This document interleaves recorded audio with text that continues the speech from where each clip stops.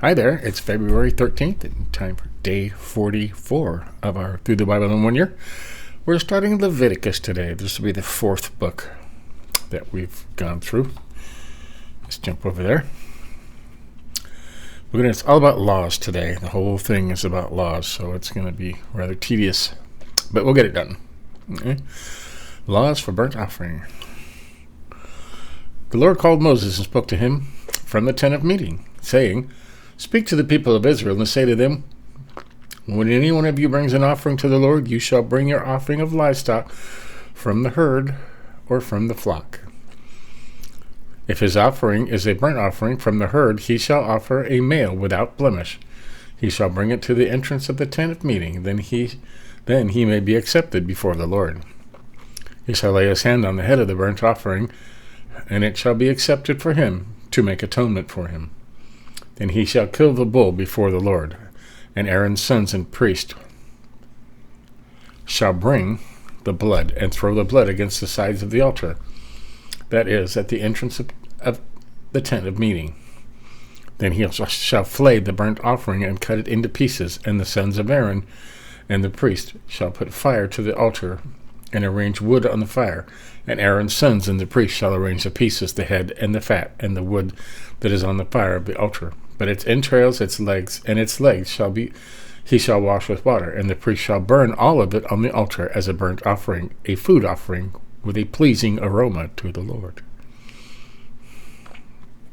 So, God likes the smell of cooking meat. You got that?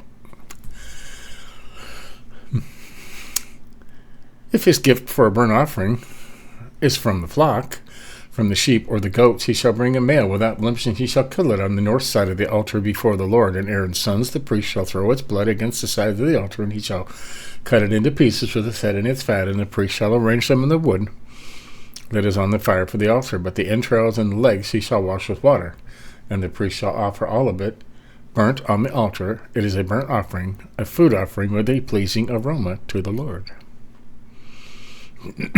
Right.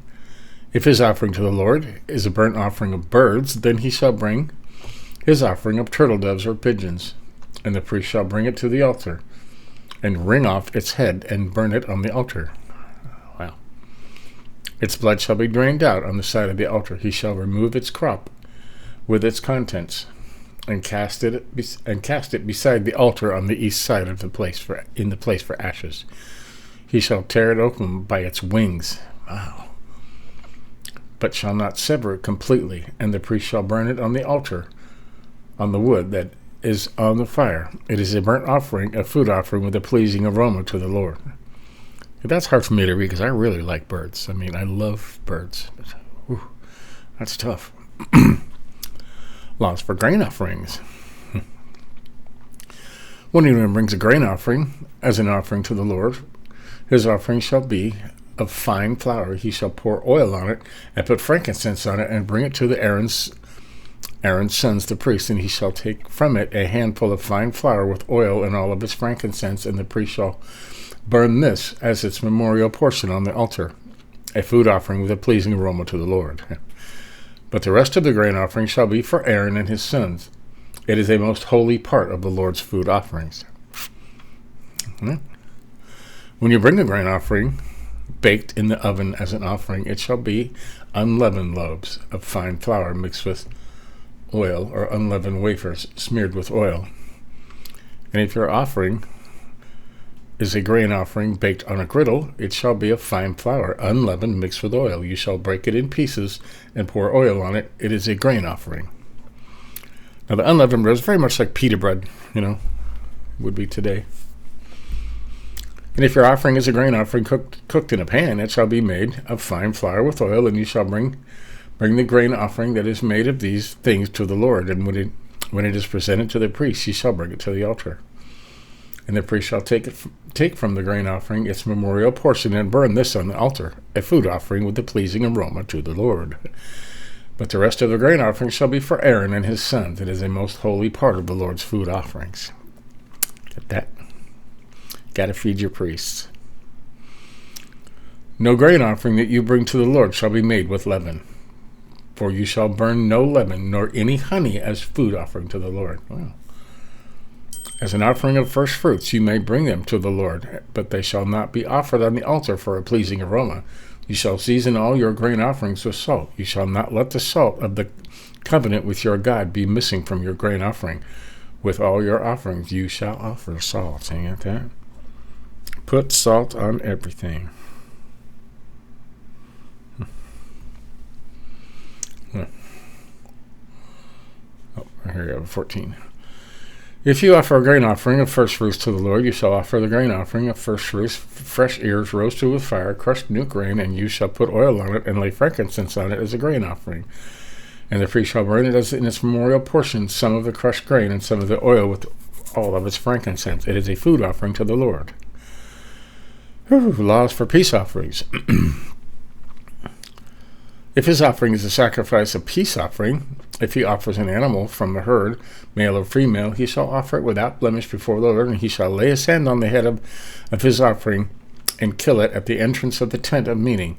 And Aaron's sons and priests shall throw the blood against the sides of the altar, and from the sacrifice of the peace offering, as a food offering to the Lord, he shall offer the fat covering the entrails and all the fat that is on the entrails, and the 2 kidneys with the fat that is on them, and at the loins, and the long lobe of the liver he shall remove with the kidneys. Wow. Aaron's son shall burn it on the altar, on top of the burnt offering, which is on the wood, on the fire. It is a food offering with a pleasing aroma to the Lord. Wow. If his offering is for sacrifice, a peace offering to the Lord, as an animal from the flock, male or female, he shall offer it without blemish.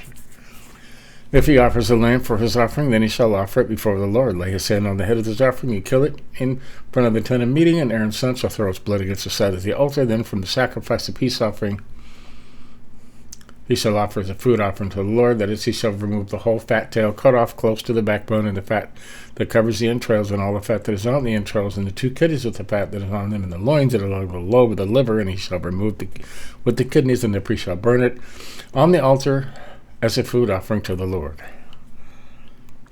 Must have been blood everywhere. If his offering is a goat, then he shall offer it before the Lord. Lay his hand on the head and kill it in front of the tent of meeting, and the sons of Aaron shall throw its blood against the sides of the altar. Then he shall offer from it. As his offering is for a food offering to the Lord, the fat covering the entrails, and the fat that is on the entrails, the 2 kidneys with the fat that is on them, the loins and the long lobe of the liver, that he shall remove with the kidneys, and the priest shall burn them on the altar as a food offering with a pleasing aroma. All fat is the Lord's. It shall be a statute forever throughout your generations in all your dwelling places, that you eat neither fat nor blood. All right? No fat and no blood. Wow. Laws for sin offerings. And the Lord spoke to Moses, saying, Speak to the people of Israel, saying, if anyone sins unintentionally in any of the Lord's commandments about things not to be done, and does any one of them, if it is the anointed priest who sins, thus bringing guilt on the people, then he shall offer for the sin that he has committed a bull from the herd without blemish to the Lord for a sin offering. He shall bring the bull to the entrance of the tent meeting of the Lord, and lay his hand on the head, and here we go again, of the bull, and kill the bull before the Lord. And the anointed priest shall take some of the blood of the bull and bring it to the tent of offerings. And the priest shall dip his finger in the blood and sprinkle part of the blood 7 times before the Lord in front of the veil of sanctuary. And the priest shall put some of the blood on the horns of the altar of fragrant incense before the Lord, that is in the tent of meeting. And all the rest of the blood of the bull he shall pour out at the base of the altar of burnt offering, that is at the entrance of the tent of meeting. And all the fat of the bull, the sin offering, shall remove it, and the fat that covers the entrails, and all the fat that is on the entrails, and the 2 kidneys with the fat that is on the loins, and the long lobe of the liver shall be removed with the kidneys, just as these are taken from the ox of the sacrifice of the peace offerings. And the priest shall burn them on the altar as a burnt offering. But the skin of the bull, and all its flesh, with its head and its legs, its entrails, and its dung, all the rest of the bull, he shall carry outside the camp to a clean place, to the ash heap, and shall burn it up on a fire of wood. On the ash heap it shall be burned up. If the whole congregation of Israel sins unintentionally, and a thing is hidden from the eyes of the assembly, and they don't do any one of the things that by the Lord's commandments ought not to be done, and they realize their guilt when the sin which they committed becomes known, the assembly shall offer a bull from the head a herd for a sin offering and bring it to the front of the meeting. They're going to say the whole thing all over again. Huh? And the elders of the congregation shall lay their hands on the head of the bull before the Lord, and the bull shall be killed by the Lord, and the anointed priest shall bring some of the blood of the bull into the tent of meeting, and the priest shall dip his finger in the blood and sprinkle it 7 times before the Lord in front of the veil, and he shall put some of the blood on the horns of the altar that is in the tent of meeting before the Lord, and the rest of the blood he shall pour out at the base of the altar as a burnt offering at the entrance of the tent of meeting. And all its fat he shall take from it and burn on the altar. Then he shall do with the bull as he did with the bull from the sin offering, so shall he do with this. And the priest shall make atonement for them, and they shall be forgiven. And he shall carry the bull outside the camp and burn it up as he burned the first bull. It is a sin offering for the assembly.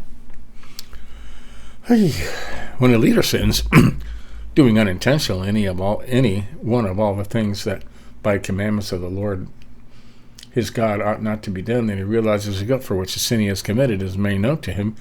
He shall bring his offering a goat, a male without blemish, and lay his hand on the head of the goat and kill it in the place where they kill the burnt offering before the Lord. It is a sin offering.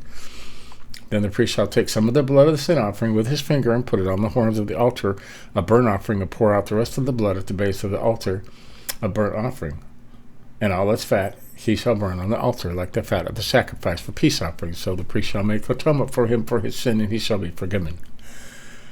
If anyone of the common people sins unintentionally in doing any one of these things that by the Lord's commandments ought not to be done, he realizes his guilt or the sin with which he is committed and made known to him, he shall bring his offering a goat, a female goat without blemish for his sin which he has committed, and he shall lay his hand on the head of the sin offering and kill the sin offering in the place of the burnt offering.